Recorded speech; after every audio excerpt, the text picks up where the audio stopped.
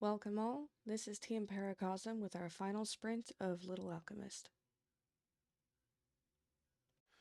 Hello, my name is Shane Van Dusseldorp, and here I will be showing off our menu system for our game Little Alchemist. Alright, so first thing we can do here is we'll take a look at our credits, and then we'll do our level select, how to play, and then we'll go ahead and do our options here, effects,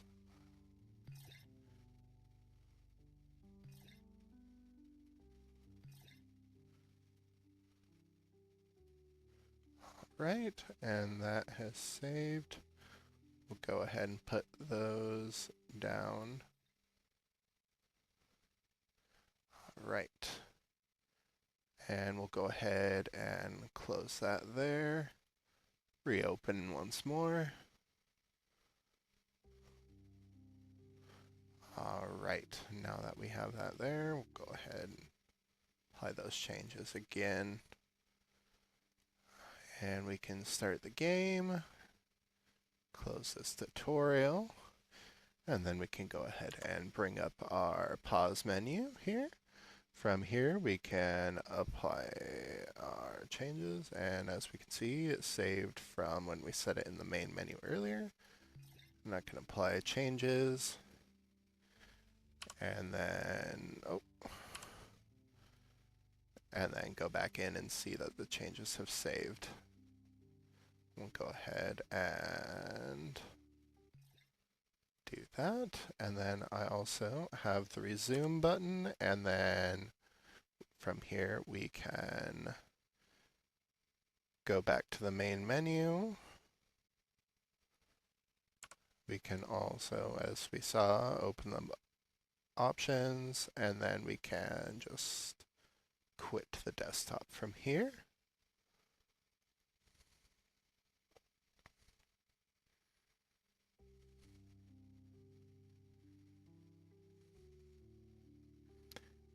And that would be all for this section.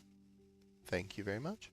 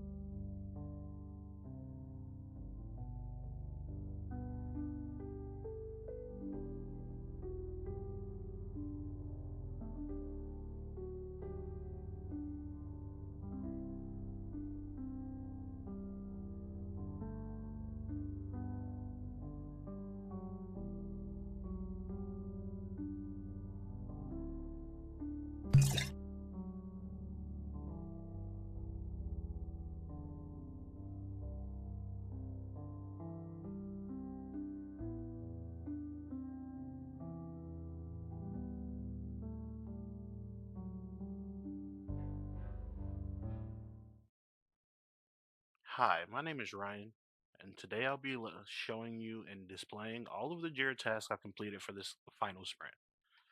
So these are all them. They're all within a epic called scripting, which is what I was to do in this project. A few of these are bugs that we found along the way, and a few of these are issues we knew that we had coming into this sprint. So one that we knew that we had coming into this sprint is our project file being too large. It was a bit bigger than we actually wanted it to be. We figured out through like a few settings changes as well as like how we were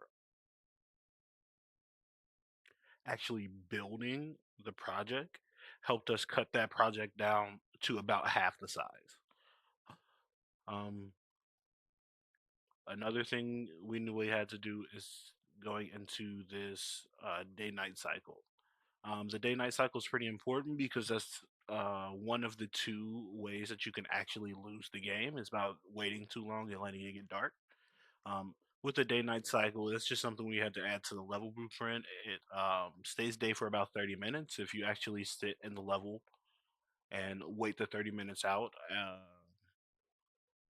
a widget pops up letting you know that you lost. Vines were having a bug where when the character was moved to the top of the um, vine wall, he would sink into the actual floor for a little bit before he popped out. Um, this was pretty easy to change. I just needed to switch around the amount of time I was using on the timeline for the movement. Um, this one was one that we knew going in. We have a brownie potion which shrinks the player when they drink it.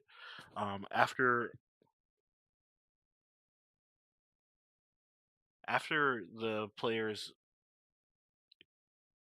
model and capsule got smaller, the feet of the actual model would be inside the floor. That was a pretty simple change. There was also some issues with after you growing back, more of your body being on the floor. Both of those were changed with just adjusting the height manually versus allowing it to do it itself. Um, the win condition was pretty easy. In our level, uh, the main character spills a potion and has to replace it. This is just writing the scripting and logic for that. Originally, as soon as you made the potion that you needed, you would get the win screen. But now we added that you actually have to take it back to the place where you actually spilled the first potion and replace it until you actually get that win. Thorn bushes were something that really wasn't a bug, but had to be reworked because of how harsh they were. In the past, thorn bushes would restart the level completely, which we figured was a bit too harsh. So we actually changed it so that it just deletes a random item out of your inventory. To rail that back a little bit, it can never delete any potions that you have, which are the most important parts. But yeah, also when you hit the thorn bush, it pushes you back a little bit, turns you red, and gives you a pop up letting you know what you lost. The stack limit removal was pretty easy. There's on the base item that all the items are made from, we just set the default stack limit to about 999, I believe. So while it's not unlimited, it's more than any player will need. This was one that was a big game changer on how we built levels and how the flow of our game worked. Allowing tools to stack was pretty easy. You just allow the number that all items have to go up and down versus getting an item and only being able to have one and then it disappearing. So this really changed the way we build our levels because with these tools stacking now, you can give the player access to a larger variety of tools and a larger amount of tools so that they have them for any reason. There are a few places in the actual vertical slice where multiple tools can be used to get over an object. Uh, and that's not something that we could have really done if we had a limited amount of tools as far as like how many they can stack.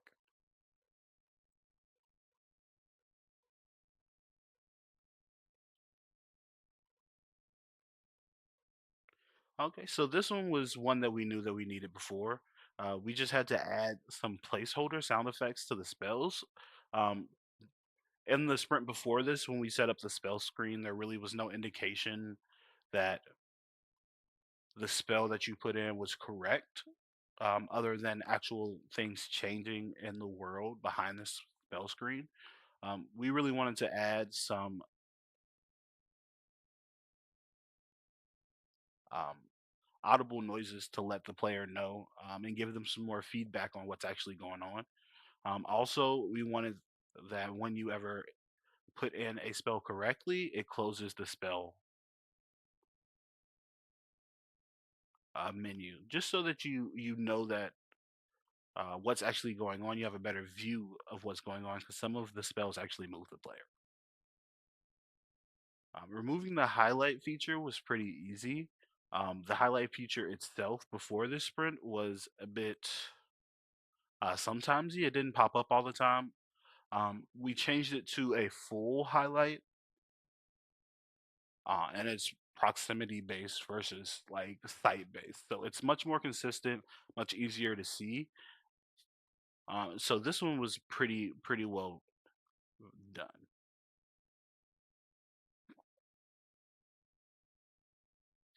Adding a crafting button was pretty easy. Before this sprint, when you place items into the crafting area, it would constantly check to see if you had the items to make any of the possible things that could be made.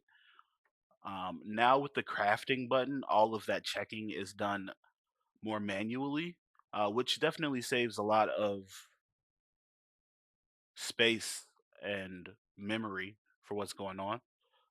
The crafting button itself also gives the player a lot more agency as far as feeling like they're actually the one crafting the item versus just putting items into spaces.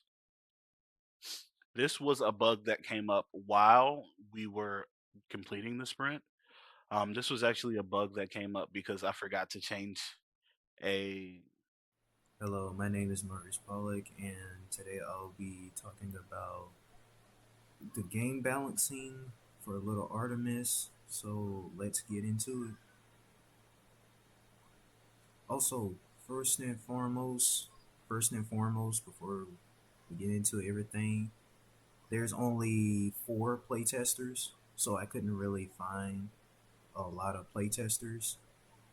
So this is pretty much going to be a short data chart on what I have analyzed, but let's get into it. So first, big story: game balancing. As a game balancer, I want to see data on what all items that were collected, crafted, or used the most from items to items.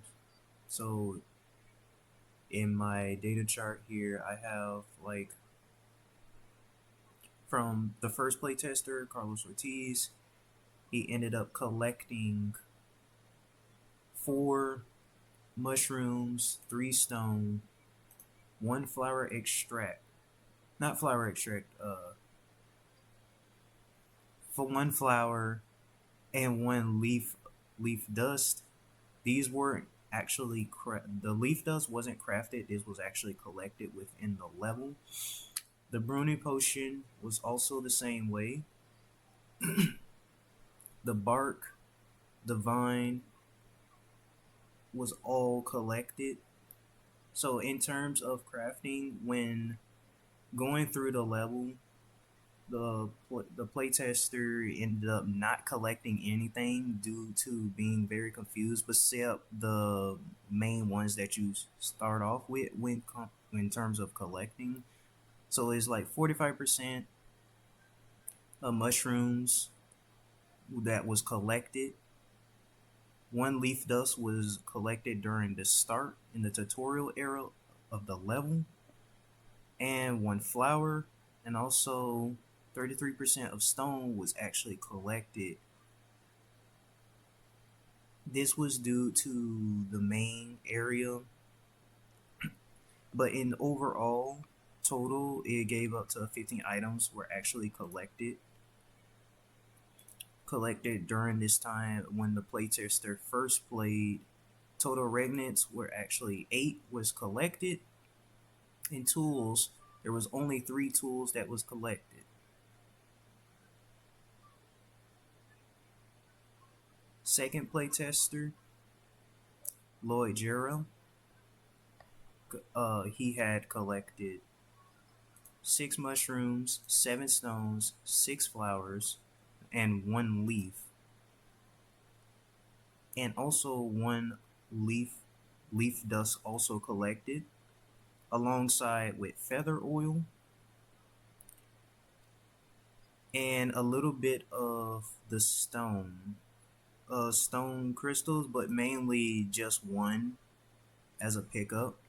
So in overall, in my data chart here for his playtest, he ended up getting feather oil. He got 11% of it. Flower extract was 17. This was for the flower extract. this was like a combination of one was already collected, but the rest were crafted. So that adds up to 17% of extract. Stone crystals were collected. This was also crafted, but at the same time, they were also one in the level that you can actually pick up. So I wouldn't consider that as being crafted, but also collected. Stone collected was 19%. Flowers gathered was 17%. Leaf was collected, which was 3% of the time. Feathers wasn't really collected during these playtests. And that what I took notice of from the 4 playtesters is that the feather wasn't really being collected that much. And that puts a conclusion like, okay, we need to add more stuff within the level to be able to use the feather to craft into feather oil. So, all right. Also, this took me 3 days. Oh, not 3 days. 5 hours. Exactly 5 hours. So, as a balancer, I want to find data when the player collects items and craft items through a level. Oh, I already did that. My apologies. This took me 3 days, 3 hours, and 42 minutes.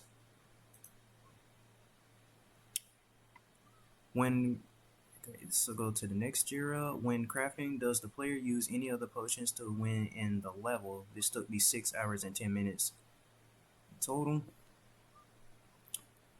Does the player use the browning potion, glow bug, or tipsy turvy to make the winning brew when crafting? When crafting two potions together. Oh, geez, supposed to say 2.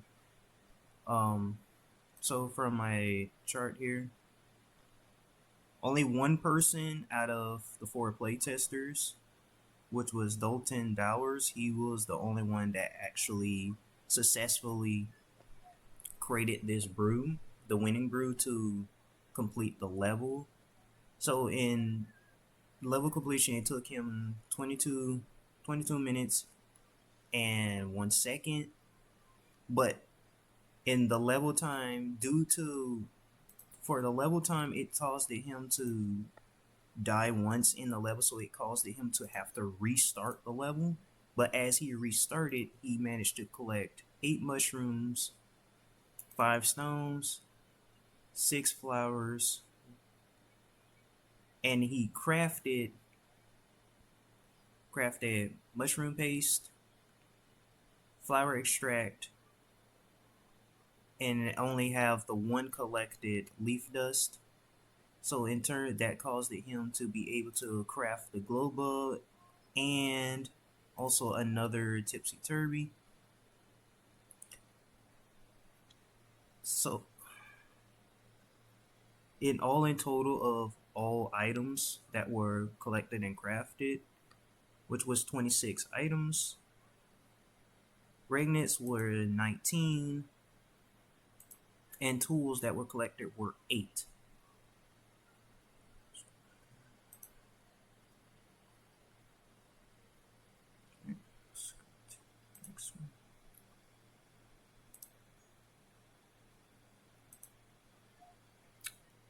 Next one, which tools that were used the most of the other tools.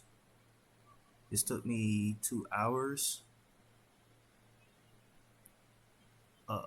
Does the player use bark, vine, or the dandelion seed over any other items? So from every playtest that I have seen from the 4, they have collected the dandelion seed, but the vine and bark from each one was mainly used the most due to the bridge that's in the level, and also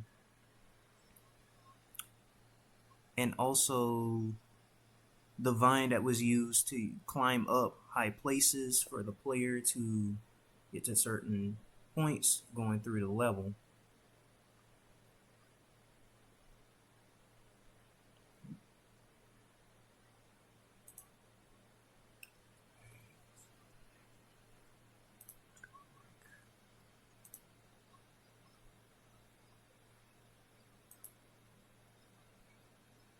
Main ingredient. So the next one, what ingredients that we use the most over any other ingredients? What ingredient that was used the most over any other ingredient? This took me 4 hours and 52 minutes. So almost 8 minutes up to the initial estimate time. So for my chart, that was used the most was the mushroom, the mushroom and the leaf, mushroom, leaf, and what? Phrase that. The mushroom that was used the most, and a little bit of the flower extract, but mainly the mushroom and the leaf, not leaf, flower extract that was used the most during the times during the playtesters from each playtester. So when David Verhecke, I could be saying his name. He used it. The stone. He did use the stone collected and turned it into stone crystals. But the thing is, during the time before the changes in the level, it would not stack. It would just like disappear, so it wouldn't go to the ingredients. So that caused it a way of not really getting the items that were fairly used in terms of the stone.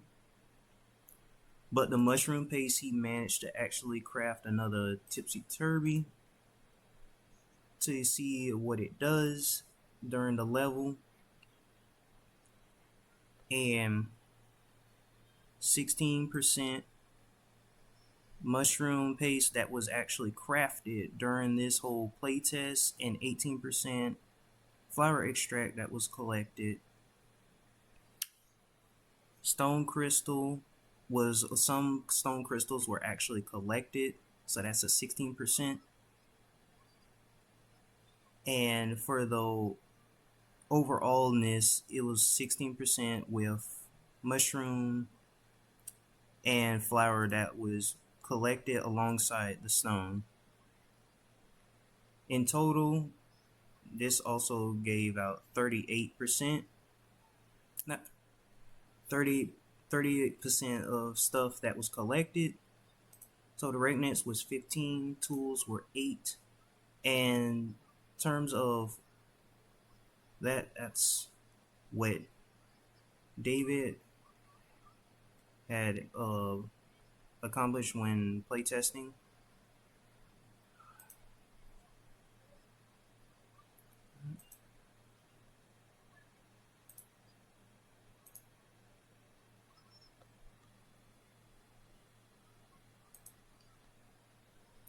How long? Next one. How long did it take for the player to complete the level? How long does it take the player to complete a level, or does the player stop at a certain time while playing through the level?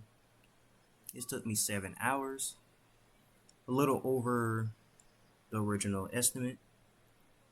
How long does it take the player to complete a level, or does the player stop at a certain time while playing through the level?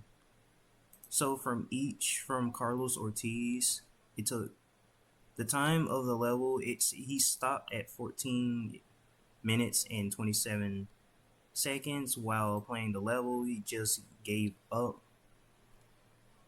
during the level, which caused him to not really complete the level. But the estimate time of him being in the level was 14 minutes 27 seconds. Same for Lord Gerald. It took him 26 minutes and 58 seconds in the level, which caused him to not really go in the level to fully complete it to get the winning brew. Dalton Dowers was the only person out of the 4 playtesters that actually managed to complete the level. It took him 22 minutes and 1 second through his second attempt through the playthrough. And for David, it took him 49 minutes and 29 seconds, which is the longest one. It stayed in the level, which did not complete the level. So, but for Dalton, for the playtest 3, took him a little bit longer, but also in between less. So,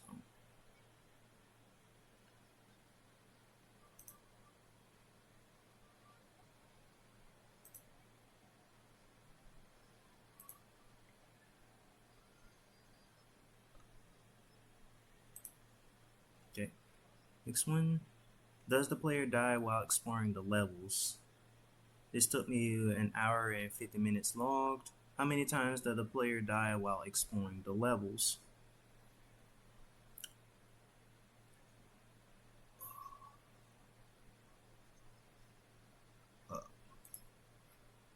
So, from each one, the only two from Lloyd Gerald, he died once during his playthrough in one parts of the level that caused him to die over and over.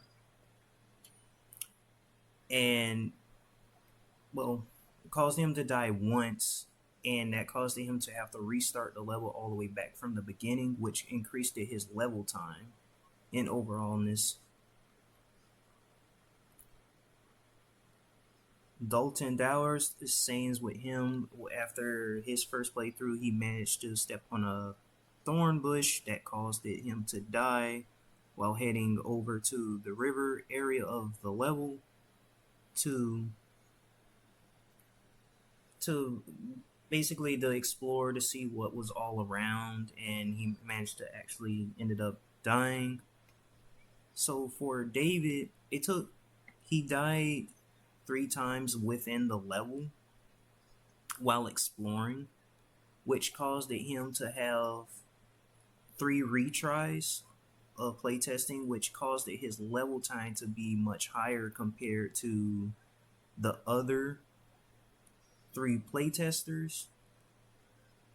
But Carl Ortiz did not die in any of the level due to him giving up within the level, which caused it a time of 14 minutes and 27 seconds of him being within the level.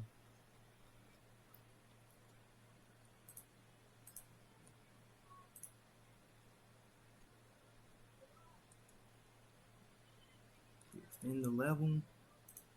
All right.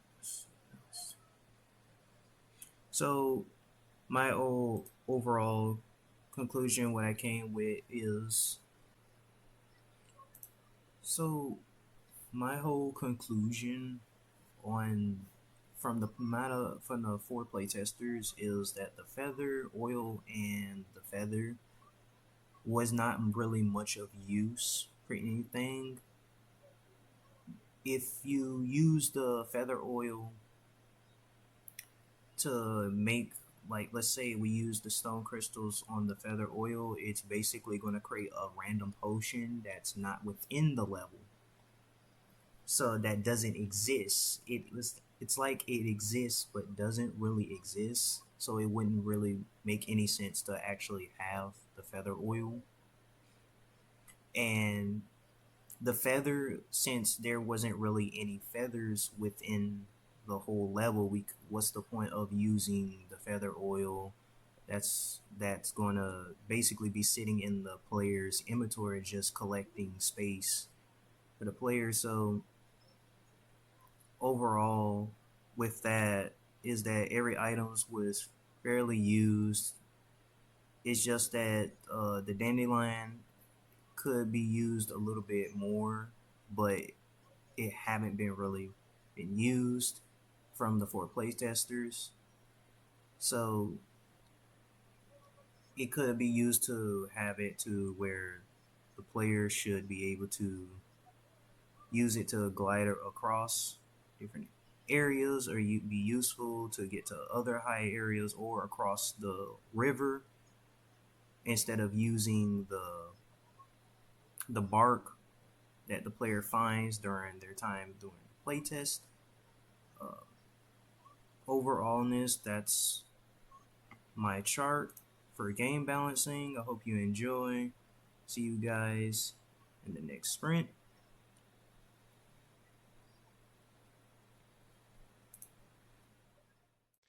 Hello again, this is Shane Van Dusseldorp, and I am here to show you all of the tasks I worked on for this current sprint. Go ahead and open this up real quick.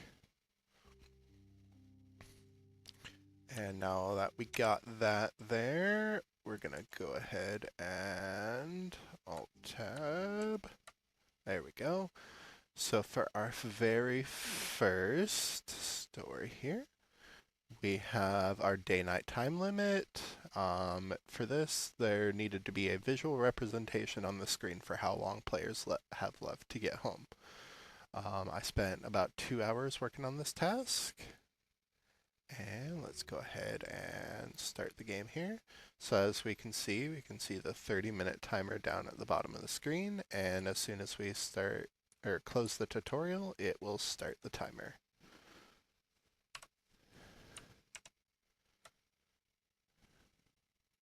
For our next one, we have escape not working to pause the game. This was built off of a bug, but basically our escape key at the time did not pause the game. And I spent about an hour on this task, and it's kind of hard to display this in a video, but I am pressing the escape button to pause the game.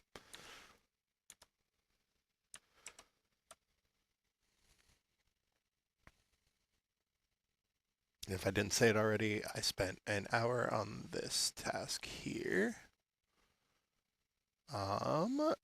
Then building off of that, movement disabled when loading a package build. So basically this would stop the movement from happening when the player would load up the game. I spent about an hour on this task, and let's go ahead and reload. So as we can see, close this tutorial, and we can move no problem. Let's go ahead and go back to the main menu. And then for this, if I didn't say it already, spent an hour on that task. And then we have our spell screen. We wanted to make sure that the spell screen clears when it closes, and we did have a section in here where we were considering having a cast button, but that did not get implemented. I spent about 2 hours on this task, and let's go ahead and first I gotta grab this here and this here, as well as this. There we go.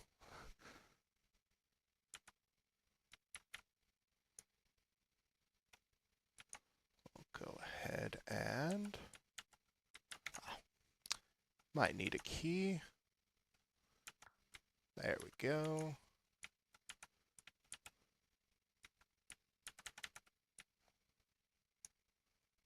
All right.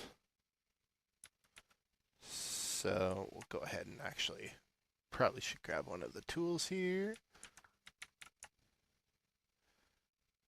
So for this very first one, we can go ahead and use our vine here.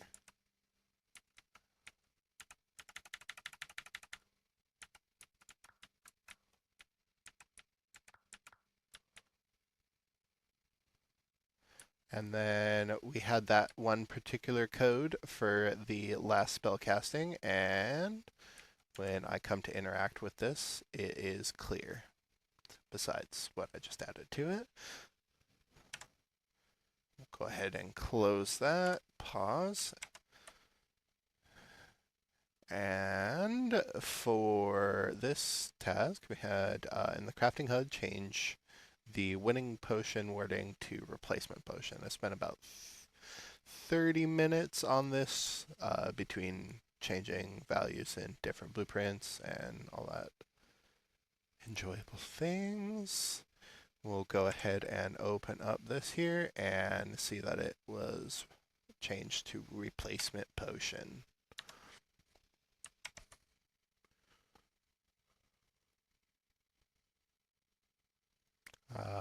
For this, I spent 8 hours on testing and debugging.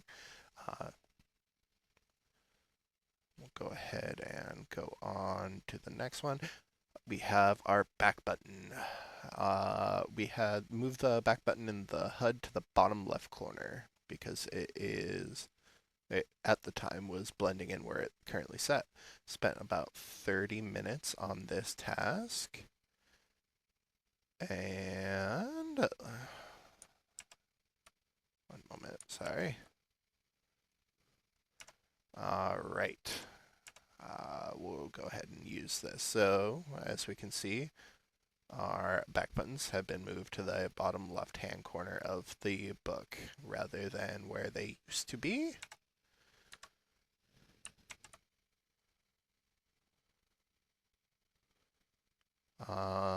For this task, the level select was not centered on the book page.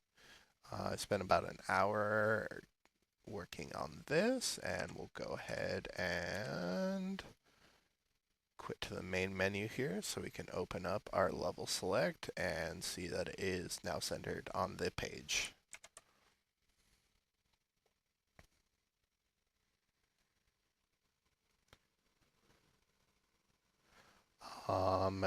This was, while the crafting HUD is up, players can still move. We wanted to disable player movement input while crafting. And I spent about 2.5 hours on this task here. And we can go ahead and start up here. Now, to be able to craft, we need this here. And let's see here. Now we can open our crafting menu and see that we cannot move forward at all. So now player movement is disabled when the menu's up, and it resets once the menu itself is closed.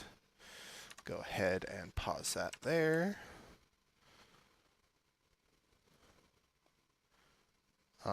We have, for this one, it was potion uses. We wanted to add the uses of potions within the crafting book. So we can go ahead and resume here, bring up our crafting book, and we have the uses for each potion right underneath it.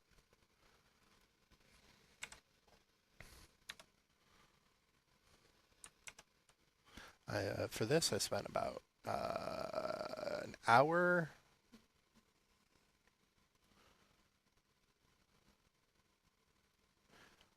For our exit house tutorial, we wanted to make sure that the tutorial only popped up if we did not have the compass or tome.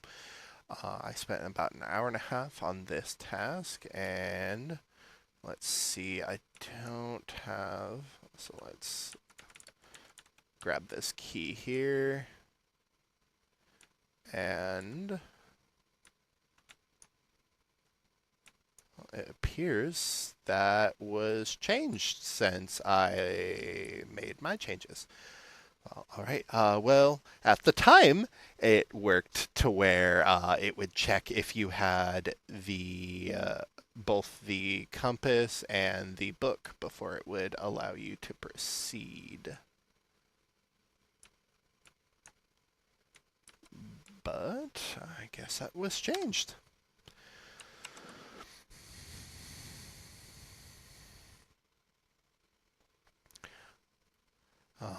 For this task, we had spells for tools are getting changed and update the tome to match. Spent about 2 hours on this task.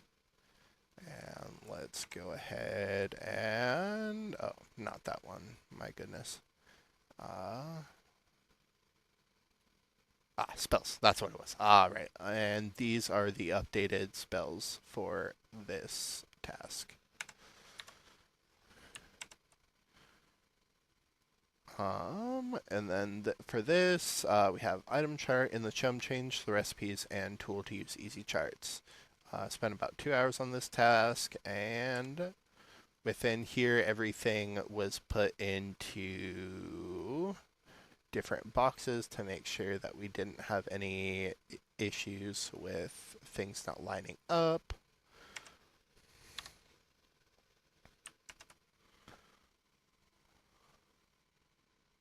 If I did not say it earlier, I spent about 2 hours on this task. For the compass, it needs to read that it points to the nearest collectible item. We'll go ahead and go pick up our compass and see that it says it points to the nearest collectible item.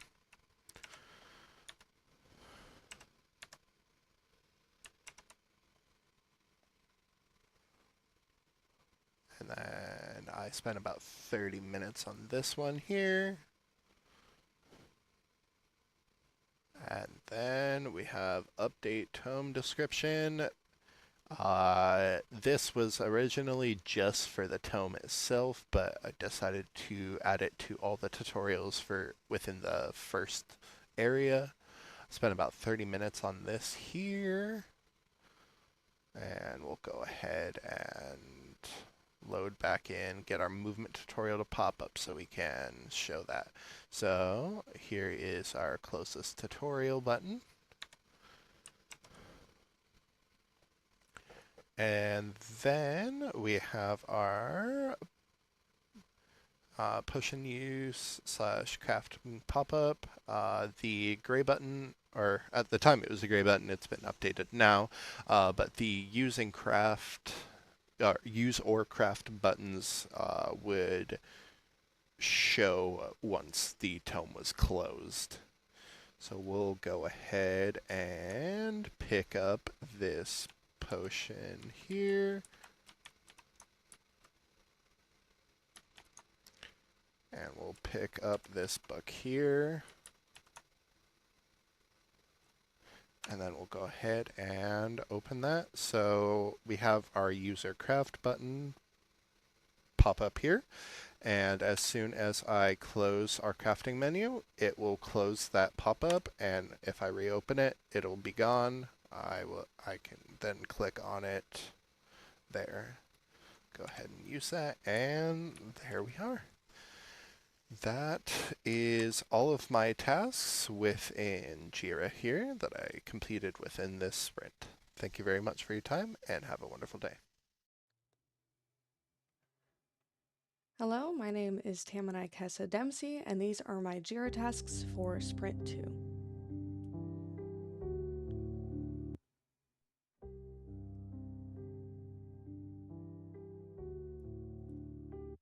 One of the things I did in level was add more reagents. A lot of our players decided that they wanted the opportunity to explore and make more of these potions than were actually necessary. So while I did have enough reagents in the game for pacing purposes, more were added in order to accommodate that creativity. This one took about an hour and a half to place everything into the level where we wanted it.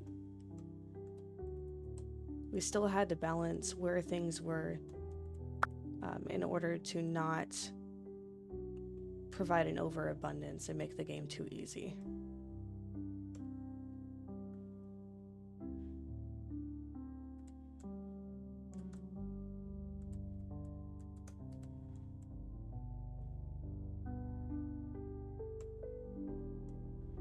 So over here were some of the extra ones we added. These are all leaves in this area under the trees. And that was another thing we had to keep in mind, is where are we putting the reagents to make more sense. So stones are with the stones, flowers are in the garden, leaves are under the trees, and then over in this area there are feathers where hopefully we can get an asset of a bird's nest in that tree. So there's feathers over here.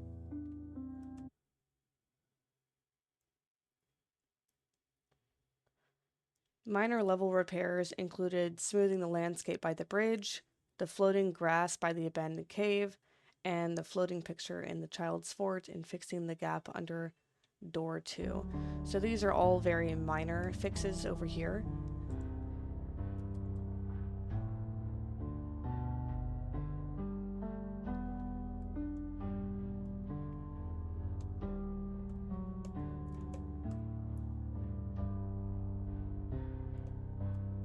So this path here was the area it said to smooth out. All of this was very rigid, like it is by the water. And so this was smoothed out to prevent players from getting caught on the terrain.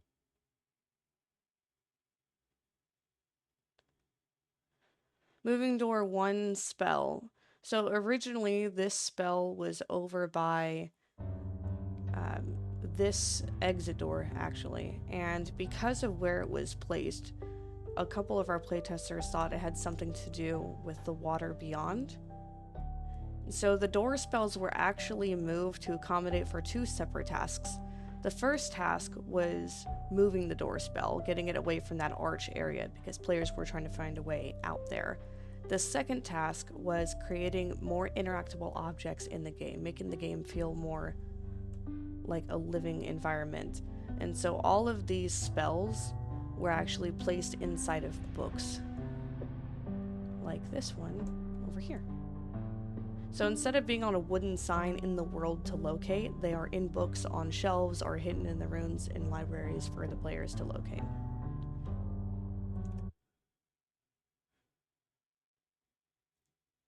Making the reagents bigger. This one took 45 minutes, so I had budgeted for an hour. This one was physically just making these items larger and easier for the players to pick up. Along with being easier to pick up, it was more being easy to see. If I had made everything a realistic size, some of it would be almost nigh impossible.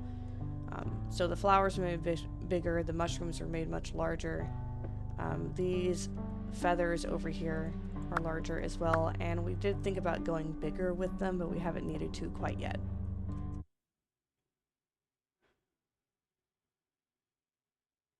The bridge tutorial. So this one has already popped up and gone, but in front of the bridge, it will say that you can't swim and you'll need to find a safer way to cross. The original tutorial said find another way to cross. This one took 30 minutes to change, which included altering the tutorial widget itself, making sure everything was anchored down properly, and updating the blueprint that calls that tutorial. Moving the bushes. So some of the thorn bushes were too hidden by other ones. This wasn't intentionally there to trick or trap the players, which is what it ended up doing. But it was just trying to get a more realistic placement of these plants. So these were listed or moved further away from them in order to not be as hidden. And so they're not in those bushes anymore.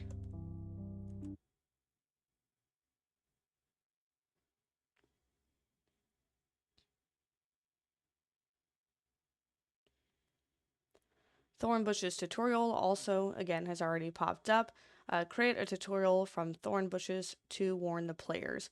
So the tutorial does read that the stepping into a thorn bush will cause you to drop an important item like a reagent or a tool or ingredient, and there is a pop-up each time, and it tells you what exactly you've lost. So in this case, I didn't have anything picked up, so it couldn't destroy anything. But if I were to pick up a stone or a leaf, then it would give me those as well.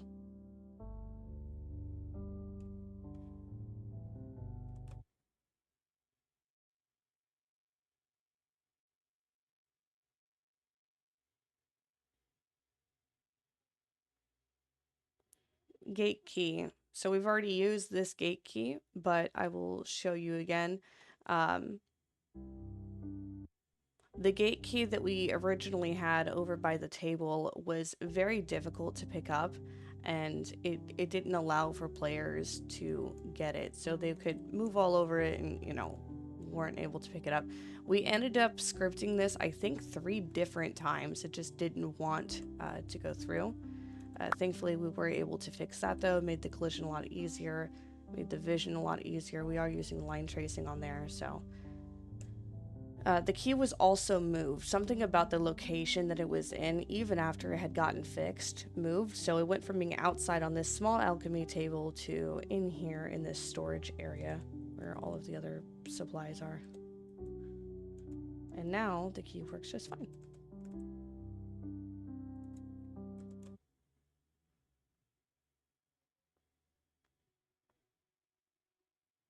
This one did take more time than it was allotted, and that is because it would work for a little bit and then ended up not working again. And you can see where I've moved it from done back to in progress.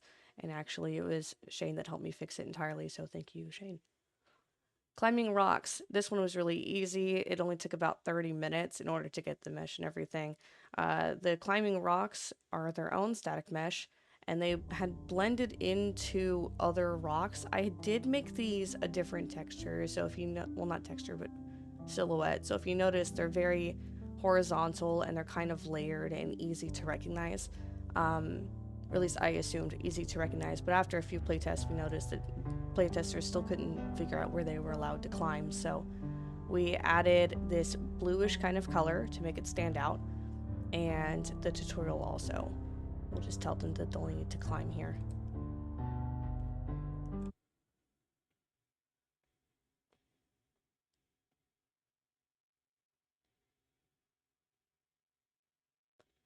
This next part was just blocking off rock at door 1. So door 1 is this one over here, and playtesters thought the door was broken, and they weren't clicking E to interact and then the spell. That was the only issue, so that was made clear in the tutorial.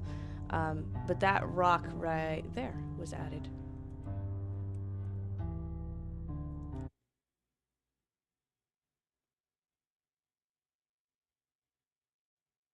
Note for door 3. This one was actually kind of fun. This one I had scheduled for an hour and 30, only because I actually had to make the interactable blueprint still. This one is an in-game note to be added to door 3 to let players know they're on the wrong side of the door. So over here is door 3. I will get there eventually. Door 3 now has its own blueprint and static mesh and everything for this note that is pinned to the rock. And this is because players would come up to this door and it would highlight for them, even though we had it only interactable from one side, because this is where they come back into the game. So in this one, a weathered note written in your father's familiar hand is pinned to the rock. If you're reading this, turn around. It even says this door won't open from this side and you shouldn't be wandering too far. But we put glowing stones along the path so you can always find your way home. So basically the father is just telling the kid that it doesn't open from this side, and it's an in-game way to let players know, follow these little glowing stones, those are their breadcrumbs, and that door is inaccessible at this point.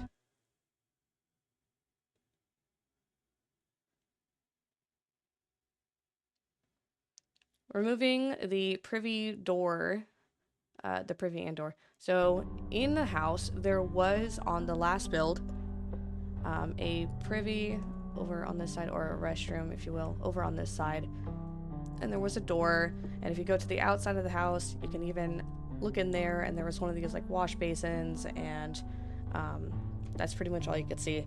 And it was only there to make the environment more realistic, as I didn't have an outhouse outside. But that was removed because players kept trying to open the door, they couldn't figure out why it was locked. It actually just ended up causing more issues. So the entire thing was removed.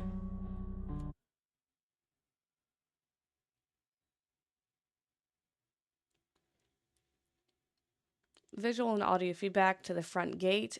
This one was just a letting players know that it's locked, and it was only added as a placeholder sound right now because we intend to find better sounds in the details coming in the next sprint. So that one was just a clear player feedback, which honestly, a lot of these tasks, at least for my level design, was clear player feedback.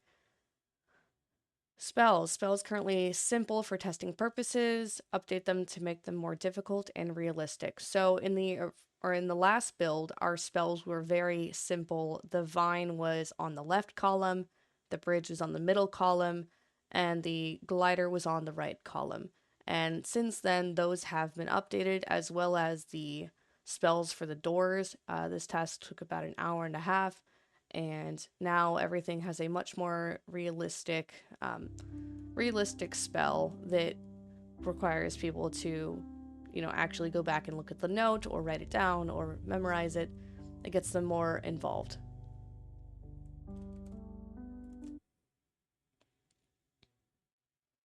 Add interact to father's note. So this is actually referencing the note on the inside of the house. And this one was because it was a tutorial pop-up, like many things are in this particular level. And essentially, I've added an interactable function, so where the players have to click E to interact with those things, so that it doesn't just keep popping up. But it does interact as many times as they would like, so they can continue to go back and read the note that tells them where the recipe is for this winning brew.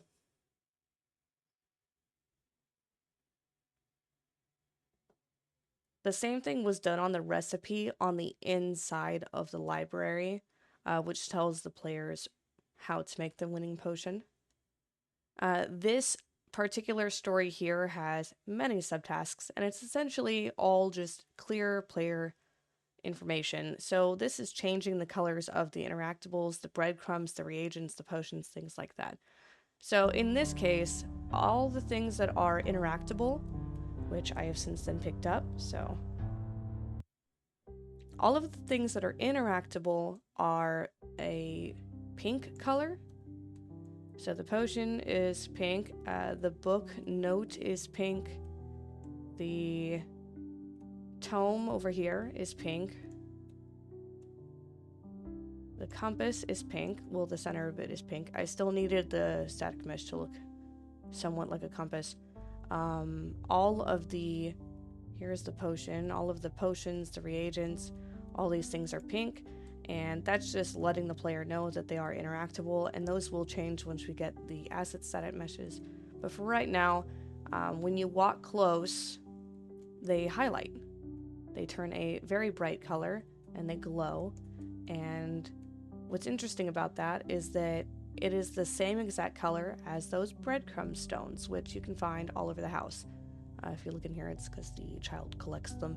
But they all turn to that glowing breadcrumb pattern because you are supposed to be following these collectible items, kind of like breadcrumbs.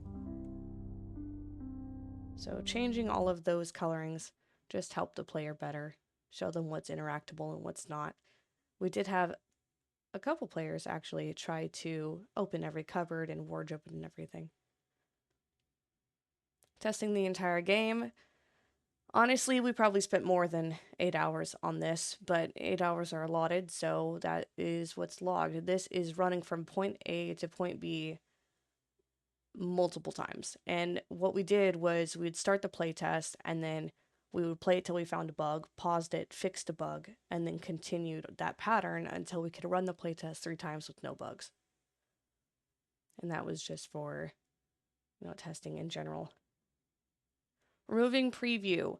This one is a little embarrassing. This one actually took me 2 hours to do. I've never had to do this before, but my lighting had an issue once the the ray tracing was disabled, and my lighting was entirely disconnected, and it made the world look very flat and very opaque, and it just didn't look how I had it, like this.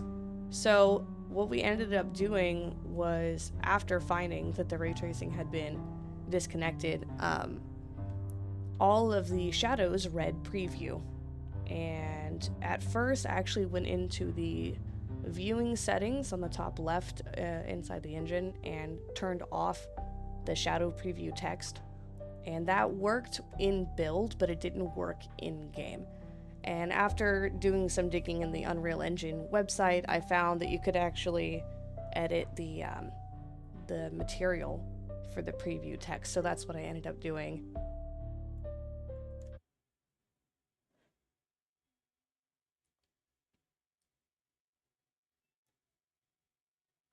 This last one is a task that is getting moved back to our backlog. This is just having the players be able to interact with all of these cupboards and the wardrobes and the doors. It is entirely low priority, which is why it's at the bottom of the list. It is something I would like to implement, but it is not mandatory. So, all in all, those are all my tasks that I've done on Jira, and I did some more outside of those tasks, helping people with other things, including setting up all the tutorials and getting the gate moving and making these other changes to the level. So that is my part on Jira.